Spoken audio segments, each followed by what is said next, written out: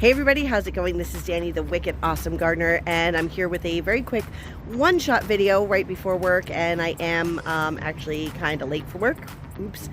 But yesterday really got away from me, just exhausted with some pain issues I've been having. I'll talk about that later, but I realized that the day got away from me and I did not make the big announcement that I had intended to make yesterday, and it just kind of got too crazy. So here we go. Some of you know that I really love the Migardener channel, that I've followed it since I started gardening, and he's having his big grand opening for his new headquarters this weekend.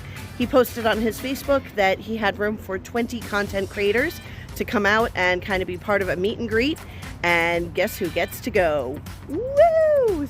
So this is Thursday morning. You guys will see this late Thursday morning, maybe early afternoon, depends on when I have a second to get this ready to post.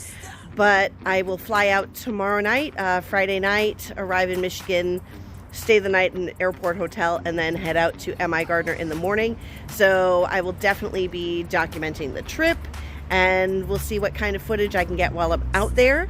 I think there are going to be some other channels there, like Our Urban Homestead, which is a small channel, just under 1,000 subscribers. I think they're like this close to their 1K, so like help them out.